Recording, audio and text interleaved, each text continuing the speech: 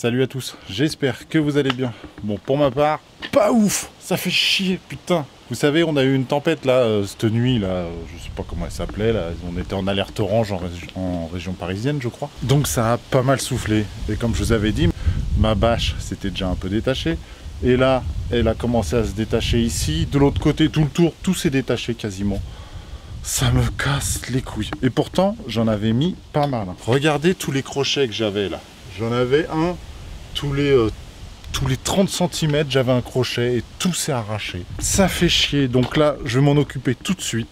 Je perds pas plus de temps, je m'occupe rien que ça.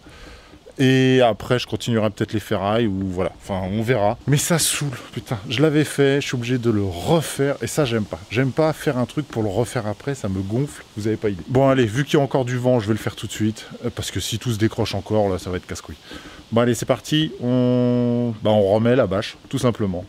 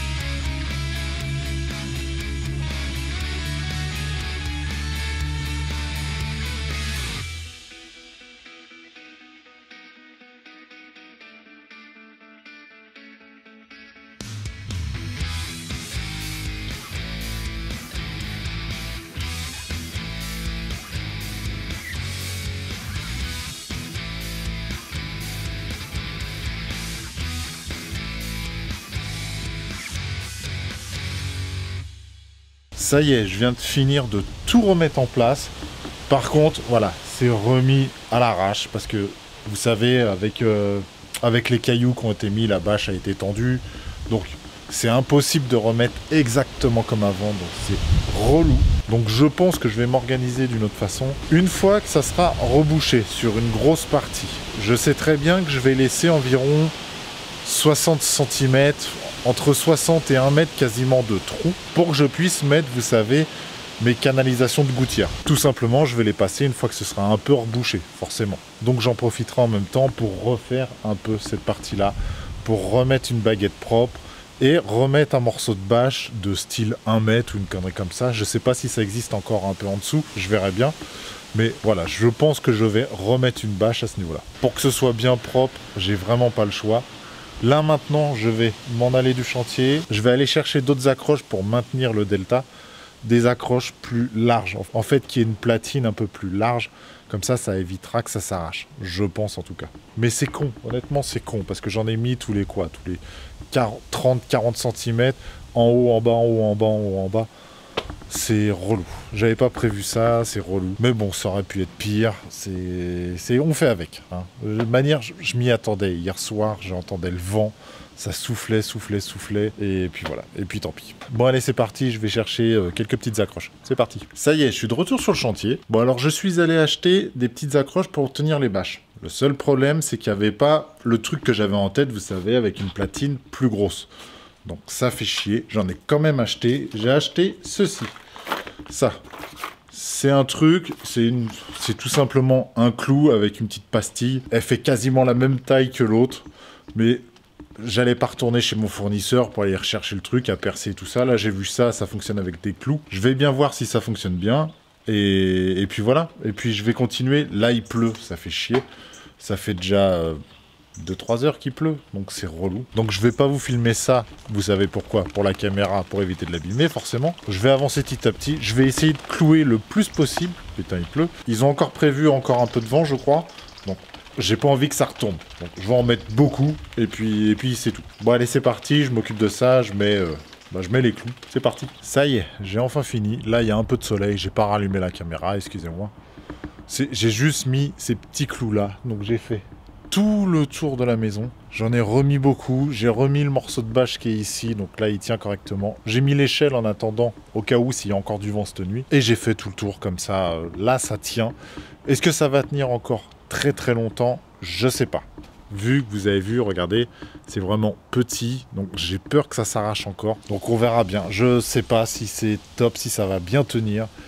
J'ai pas le choix, j'ai préféré les remettre. Au moins, c'est remis en place. J'ai appelé mon terrassier qui doit passer pour boucher tout ça. Je sais pas quand est-ce qu'il va le faire exactement. Vu que je l'ai décalé, je suis obligé d'attendre, entre guillemets, qu'il ait un trou entre deux clients. Ou alors, il viendra un samedi, enfin, il verra, c'est lui qui se débrouille. Mais voilà, je suis content, j'ai tout remis en place. C'est redevenu comme c'était au départ. Bon, allez, maintenant, on va se retrouver au bureau. J'arrête pour aujourd'hui. Demain, je vais terminer mes ferrailles, vraiment les tout petits bouts. Je pense que je vais aller chercher une bétonnière. Donc pour ça, je vais avoir besoin du camion. Donc j'irai aussi chercher un camion pour aller chercher la bétonnière. Et puis voilà. Et puis de manière, j'ai jusqu'à lundi. Là, je coule tout ça lundi. Donc voilà, je suis pas pressé. Je terminerai ça demain, tranquillement. Bon, allez, c'est parti. Maintenant, on se retrouve au bureau. Je vais répondre aux questions de la vidéo d'aujourd'hui et la vidéo de hier. Donc c'est parti. Je réponds aux questions. Bon, allez, c'est parti. On va passer aux questions. Alors, j'ai quelques petits commentaires. Non, je ne conduis pas à droite. C'est... Je sais pas pourquoi, ce putain d'iPhone, quand je filme, il m'inverse l'image quand je le mets dans Final Cut. Donc il faudrait que je retourne l'image, là je l'ai pas fait, tant pis. Mais non, je ne conduis pas à droite, j'ai une voiture à gauche, classique, comme vous, comme tout le monde. Alors j'ai une question de Bernard Galli. Pourquoi ne pas avoir opté pour des poutres béton préfabriquées? Tout simplement que les poutres béton, ça je l'avais déjà expliqué, c'était le temps d'attente qui était un peu long, et en plus c'était au niveau de la grue, il n'aurait jamais pu me les mettre au bon endroit, donc après j'aurais jamais pu l'élever, donc c'était mort. Donc j'ai préféré faire tout l'ensemble. On va tout faire en une fois, je pense que ça sera mieux. Mais oui, en général, comme pour le sous-sol, les poutres préfabriquées, je préfère, il n'y a pas photo. Alors j'ai deux questions de Maïtika. Alors il me dit, je compte 2,70 m, 9 x 30 cm, entre le plancher béton et la dernière brique de chaînage. Pourrais-tu détailler les épaisseurs de chape, isolant au sol et la réservation pour le plafond? Cela te fera combien d'auteur sous plafond? Concernant la toiture, que penses-tu des écrans sous toiture isolants de type Skytech? Là j'avoue que je connais pas, mais est-ce que c'est le petit truc en alu? Je pense que c'est ça que tu dois me parler. Notamment pour le confort d'été. Alors, en termes de hauteur sous plafond, je vais avoir 2,50 m. Donc ça me laisse 20 cm entre ma dalle de finition et ma réservation pour le plafond. Donc j'ai 20 cm, donc ça me suffit largement pour tout passer. Et en ce qui concerne l'isolation sous toiture, le truc en alu, je sais que c'est très bien en été, mais c'est pas super en hiver. Donc si tu habites dans le sud et que tu veux mettre ça, c'est top. Pour te protéger du froid, d'après ce que j'ai compris, ça servait pas à grand chose. Valait mieux mettre de la laine de roche, laine de verre, tous ces trucs-là qui isolent très bien. Maintenant, pour l'été, ça, c'est très bien. D'après ce que j'ai compris, comme d'habitude. Et merci à vous, au fait, parce que j'ai eu pas mal de retours par rapport, vous savez, au devis pour la charpente. Vous trouvez que le prix est correct. Donc, je vais vous faire confiance. Je vais me renseigner aussi, comme je vous ai dit, un peu de mon côté. Mais d'après vous, c'est dans les tarifs. Et aussi, il y a eu l'augmentation du prix, là, au niveau du bois. Mais bon, par rapport au charpentier, j'avoue que je suis assez confiant et voilà. Je ne vais pas essayer d'économiser 2 000 à 3 000 euros, ça sert strictement à rien. Je voulais vraiment savoir si s'il y avait un delta de 15 000 euros, vous voyez ce que je veux dire?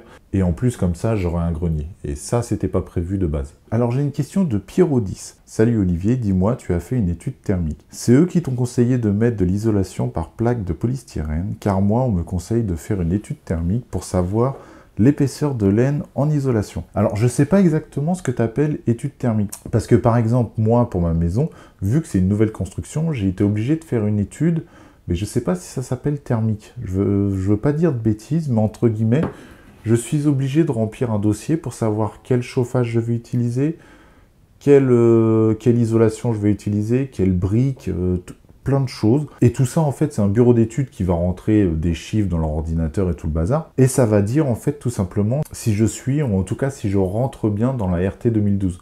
C'est-à-dire, ils m'ont demandé si j'allais utiliser une pompe à chaleur, quel type de radiateur, quel type de brique, quel type d'isolation. En fait, ils m'ont tout simplement demandé tout ce que j'allais mettre dans la maison, si c'était du double vitrage ou pas, enfin, tous ces trucs-là, si bien sûr, il y allait avoir des volets partout, enfin, ils m'ont tout demandé, et par rapport à ça, eux, ils font leur étude, et ce papier-là, on est obligé de le donner quand on va déposer le permis de construire. Donc ça, je vais appeler ça l'étude thermique, mais pour une construction.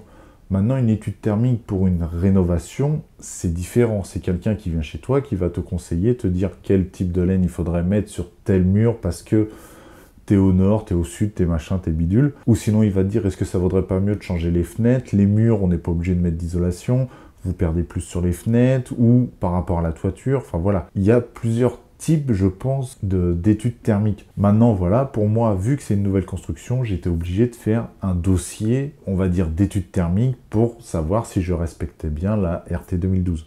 Tout simplement. Alors j'ai une question de Othermind 972. Salut, combien de temps tu restes sur le chantier quand tu fais tes vidéos? Tu vas mettre à niveau tes coffrages. Comme tu dis, ça se tord un peu à cause du poids. Alors oui, je vais tout mettre de niveau avec mes étais, je ne l'ai pas encore fait aujourd'hui. Et en termes de temps resté sur le chantier, par exemple, aujourd'hui, réellement, je ne suis pas resté très longtemps. Je suis resté quand même quelques heures, je ne suis pas resté que 5 minutes, je suis quand même resté quelques heures. Mais le temps que j'aille chercher du matos, ce matin, que je vous explique un peu ma vie, hein, ce matin, c'était un bordel monstre pour que je dépose mes enfants à l'école. À 9h, j'étais pas encore à l'école, alors que normalement, je suis à 10 minutes en voiture. J'ai mis 1 heure pour aller à l'école. C'était un vrai bordel. Après, je suis retourné sur mon chantier, j'ai remis les bâches en place. Après, à ce moment-là, je vous ai dit comme quoi j'allais chercher du matos. Je reçois un coup de téléphone, j'ai ma toute petite qui est en crèche, qui fait une poussée de fièvre, obligé d'aller la chercher, la ramener à la maison, la garder un petit peu. Il y avait madame qui était là, donc après, je suis allé chez Castorama. Une fois que j'ai été chez Casto, j'ai pris mes trucs et je suis retourné sur le chantier. Vous voyez, en fait, il y a beaucoup de déplacements. Vous voyez pas tout ça, je vous montre pas tout en vidéo non plus. Mais c'est vrai que des fois, je suis pas longtemps sur le chantier parce que j'ai d'autres choses à faire, d'autres choses à aller chercher. Je passe beaucoup de temps à aller chercher des outils ou après c'est mes enfants et tout ça, c'est un peu compliqué. Et là en plus il a plu, enfin c'était un peu le bordel. Mais bon, il est vrai que voilà, des fois je n'y suis pas des heures et des heures, mais des fois j'y suis pas mal d'heures, ça dépend en fait, ça varie de jour en jour. Bon allez, ça y est, je vais vous laisser pour aujourd'hui, on va se retrouver demain pour une nouvelle vidéo. Je vais terminer toutes mes ferrailles. Je vais aller chercher la bétonnière, je vais m'occuper de tout ça pour me préparer pour lundi. Parce que lundi, je coule et ça c'est bien. Bien sûr, il faut que je regarde la météo. S'il tombe des averses, je vais peut-être pas couler lundi. Mais j'espère qu'il fait beau lundi. Bon allez, sur ce, je vous dis à demain. Comme d'habitude, si cette vidéo t'a plu, n'hésite pas à t'abonner. Un petit pouce bleu, ça fait toujours plaisir. Bon allez, prenez soin de vous. Ciao!